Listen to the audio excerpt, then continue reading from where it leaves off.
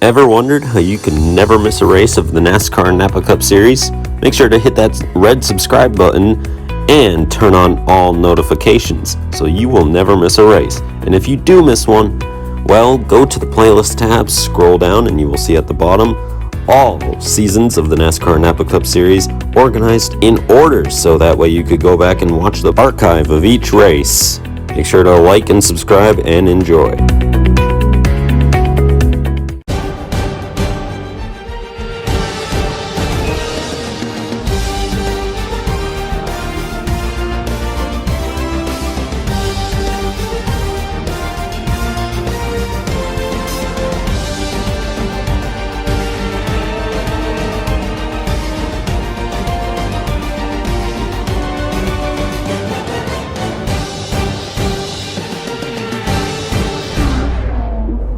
Right then, here we go.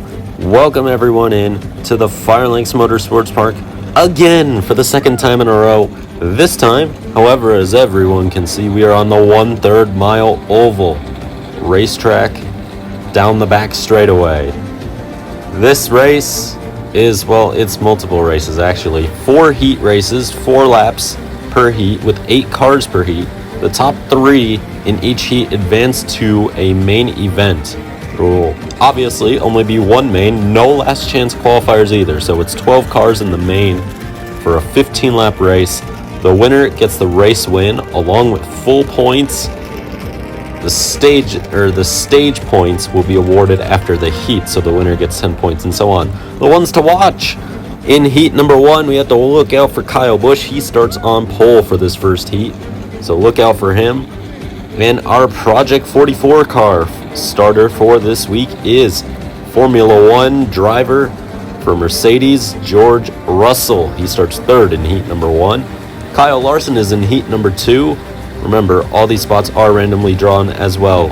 Larson, very good on short tracks. Look out for that 5 car. And then you also got Ryan Blaney, most likely the favorite to win in heat 3 here on this wonderful afternoon. Tyler Reddick starts on pole for heat number 4. Look out for that 8 car from pole position. He could find himself easily in the main later on. As the field rolls off for heat 1, here's the starting lineup. URL Racing Network is alongside Myra Ponce for race 1. On row 1, with the gaming duo alongside Skill 7 behind them. Don Morris and I Am the One make up row number 3, and running out the field in row 4, we have Stewart Haas Racing teammates, APY League, and Legible Abyss. 4 laps in this opening heat. Each heat, again, 4 laps. Top 3 advance. Bottom 5 are out. We won't see them anymore today as the green flag flies. We are underway for heat number 1, and Kyle Busch already gets a great jump. George Russell pulls up into 2nd as we come around to already complete the first lap. Very short laps here. However, 31 laps today under green flag conditions, most likely, not including any cautions we will see, and I'm sure we'll get a lot because it is short track racing. As you see the battle here, Kevin Harvick moves into the final transfer spot while Kyle Busch and George Russell have taken off. It's fair to say without any sort of major mistakes, they are safe and in as Kurt Busch moves Ricky Stenhouse Jr. out of the way. That won't matter though because they are far behind Kevin Harvick, who will make it in. Kyle Busch, George Russell, and Kevin Harvick cross the line here in a short and caution-free heat number 1. Kyle Busch will have pole for the main event as a result of this. So he's already in the best spot for the 15-lap race later on. George Russell also in. He will start P5 with Kevin Harvick starting P9 out of 12 later.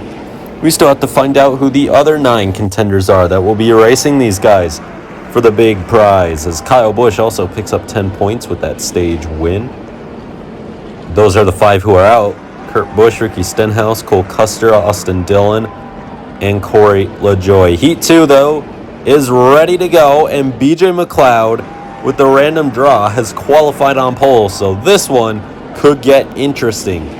Team FTINT Hub is McLeod, or rather, who signed up for him. Ethan Morales starts alongside him on row number 1. Row 2 is 84 Reenactments, an SMCS Cup Series. Rodco Racing starts in row 3 alongside Trevor Banana. Hey, Penrod. Jason Walsh starts alongside Supercutter Jake. As we get ready to go racing once again, green flag is out and already contact as McLeod gets moved out of the way by Briscoe, who instantly goes to the lead. Suarez chasing after him with Chase Elliott in hot pursuit as well. They are the top 3 right now as we head on down the back straightaway for the second time, coming around to start lap 3. Suarez all over the back bumper of Briscoe, trying to get by here for the lead. They don't need to, because look at the gap they have over the rest of the field, but Suarez is going to go for the spot nonetheless. He takes it away from Briscoe and is up into the lead of this race. Final lap of this heat. Suarez now pulling away as Briscoe crashes. Chase Briscoe gets taken out. Or did he? Was that all self-inflicted? We'll never know. There wasn't a caution. Suarez will win over Elliott, and Eric Jones makes it into the final.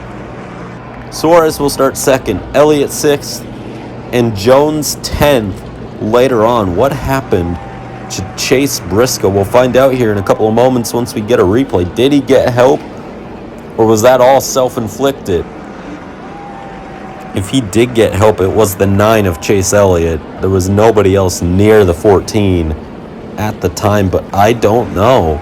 We'll have to see. I don't believe we have a shot at the initial contact. We're kind of going to have to go by the gap at the time of the yellow. So here's the replay. I don't think he got help. No, he just got loose. He lost it. Chase Elliott was not there, and Briscoe just went straight. He lost it anyways. Starting lineup for the next heat. NASCAR Fan 18 Forever starts alongside CST 31. They are row 1. Row 2, Earl Racing Network and Luigi Plush Productions. Fenix Uwu starts alongside Urzawa 5775 in row number 3. The Good Wrench Cup Series and NASCAR's Fast Car. Rounding out the field in row 4 as we're ready to go for heat number 3. Ross Chastain will lead the field away here. Ryan Blaney stuck on that outside line. We've already seen it in these first 2 heats. That outside line does not work. We are green, and you could already see Austin Cindric has cleared Ryan Blaney. As they head down now into 3 and 4, Ross Chastain easily leading the way. Briscoe is coming around now, trying to close in for that race lead. As look at that move by Bubba Wallace, trying to get some spots going here. He needs to make a lot of work here after starting out back. He's doing just that, I think, as Ryan Blaney currently holds that final transfer spot. The top 2 have pulled away. We'll see if Cindric takes it any easier after what he saw happen to Briscoe there in that last heat. So we head on to the final lap. Cody Ware goes around. That does not affect anything, however, in the standings. It does ruin Cody's night, though, and it will lose him some points. As they come around, Ross Chastain will take the win here in heat number 3 over Austin Cindric and Ryan Blaney. So Chastain will start 3rd, Cindric 7th, and then Blaney 11th for later.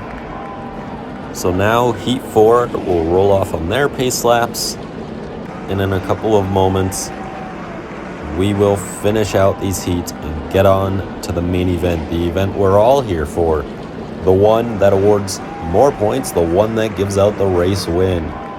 As you can see, the drivers Bubba Wallace, Eric Amarola, Christopher Bell, Michael McDowell, and Cody Ware all being eliminated. Here's the starting grid for this 4th and final heat. Hurricane Michael is in front of Cedarmont Racing Network, and the Crazy World is alongside the NASCAR Nick 22 in row 2. Row number 3, we have Mauricio Parada and Bryce's Sports and Plushies. Lively M42 rounds out the field alongside TD Bank Cup Series in row 4, 7th and 8th positions. So we get ready for Heat 4 here tonight. 4 laps, and the top 3 again advance with the bottom 5 missing out. A lot of work for some big names to get themselves in. We are green, and it's a good start for Tyler Reddick. Great start as well for Harrison Burton in the 21, who chases after the 8. Can Burton get the move done? Not quite here, as we are on board with the 21. heading down towards 3 and 4. He's going to give the bumper, gets to the inside. There's a pass for the lead, and wow, what a save by Tyler Reddick. He manages to hang on for the time being. Alex Bowman currently sits back there in third, trying to make it in that final transfer position. He is closing in quickly, but Denny Hamlin wants a spot from him. He probably wants to get by Reddick as soon as possible, as there goes Hamlin down the inside of Bowman. Hamlin is in front, and Harrison Burton wins. Tyler Reddick and Denny Hamlin also advance. And up next come the main. Great run for Harrison Burton. He will start 4th, Reddick 8th, and then Hamlin will round out the starting lineup in 12th for this main. We'll see the full starting lineup, though, in a couple of moments once we are ready. So you could just see all the cars now that were eliminated as well coming up here just after Hamlin goes off screen. You will see some huge names.